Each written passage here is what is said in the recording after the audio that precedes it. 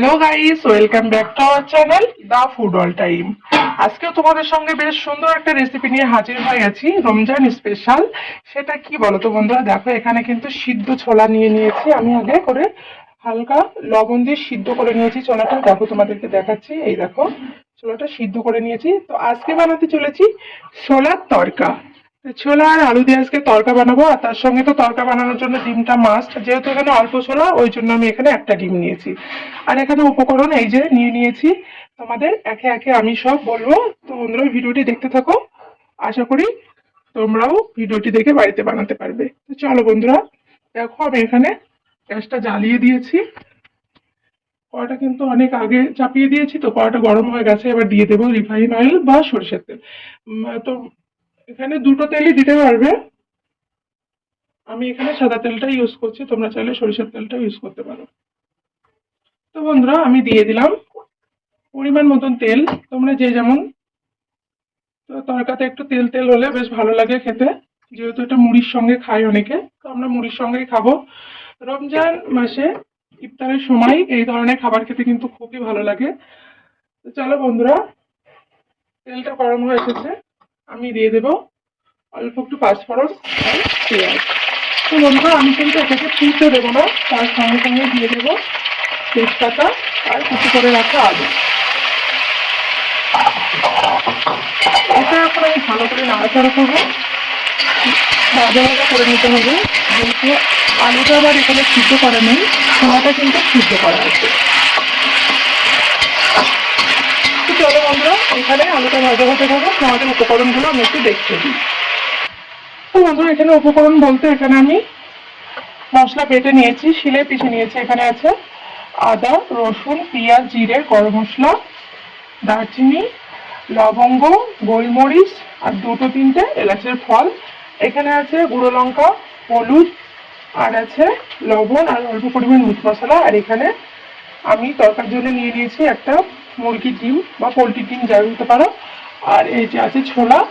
ছোলা না হলে তো তরকা হবে না, এখানে আমি যেহেতু ছোলার তরকা বানাচ্ছি। এই হলো আমার উপকরণ। আর বন্ধুরা তোমরা চাইলে টমেটোটা দিতে পারো, টমেটোটা দিলে গ্রেভিটা বেশ সুন্দর হবে। তো এখানে যেহেতু আমার মা টমেটো খেতে ভালোবাসে না বা খায় না, ওই জন্য আমি এখানে টমেটোটা অ্যাড করছি না। দেখতে পাচ্ছ এই যে এরকম। যেহেতু আমার ছোলায় কিন্তু পরিমাণ মতো লবণ দেওয়া আছে, এখন আমি আলুতে লবণটা দিচ্ছি না।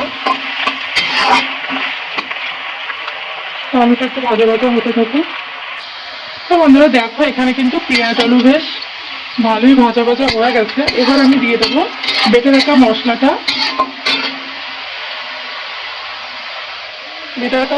আমি দিয়ে দিলাম।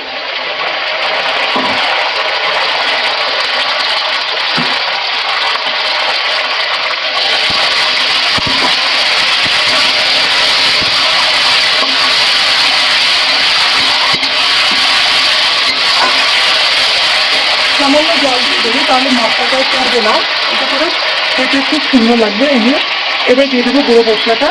তোমরা চাইলে কাঁচা লঙ্কাও দিতে পারো, আমি এখানে কাঁচা লঙ্কাটা দিলাম না। আর কি বললাম, আমার মা অনেক কিছু খায় না, ওই জন্য আমি এখানে ধনে পাতাটা অ্যাড করছি না। তোমরা কিন্তু ধনে পাতাটা অবশ্যই দেবে। এবার আমি দিয়ে দেবো সামান্য জল, মশলাটা একটু কষে যাবে।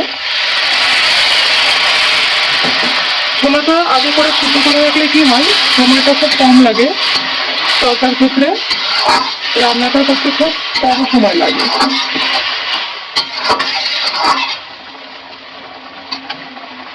চলো আমাদের একটু তেল ছাড়া ছাড়া হোক। এখানে কিন্তু ভালোই তেল ছাড়া ছাড়া হয়ে গেছে। এবার সিদ্ধ ছোলাগুলো আমি দিয়ে দেবো মশলার ভিতরে। এবার কিন্তু সুন্দর করে আমি ছোলাটার সঙ্গে কষিয়ে নেব। দেখো বন্ধুরা কতটা সুন্দর লাগছে দেখতে।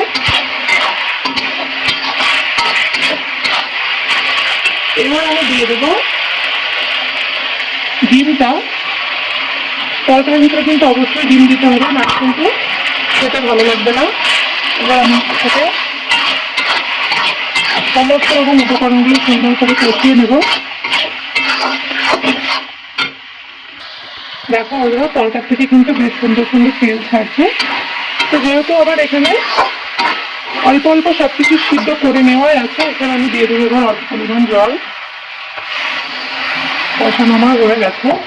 মশলা কিন্তু সমস্ত রকম আমার দেওয়া হয়ে গেছে, এক্সট্রা মশলা আমার কোনো কিছুই লাগবে না। আর তোমাদের বলে দিলাম, তোমরা যে যে মশলাগুলো বললাম আর যে যে উপকরণের নামগুলো করলাম, তোমরা যদি দিতে চাও তাহলে দিতে পারো, যদি না চাও তাহলে দেওয়া লাগবে না।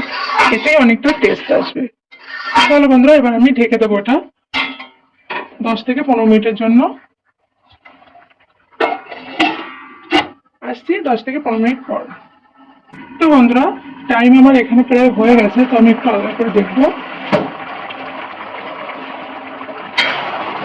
দেখো বন্ধু, তোমরা যদি রুটির সঙ্গে খেতে চাও তাহলে কিন্তু এই পর্যায়ে রাখতে পারো। যেহেতু আমি মুড়ির সঙ্গে খাবো আজকে, ওই জন্য আমি একদম শুকনো শুকনো করবো। তো চলো বন্ধুরা আরো 5 মিনিট এটাকে ফুটিয়ে নিয়ে তোমাদেরকে দেখাচ্ছি।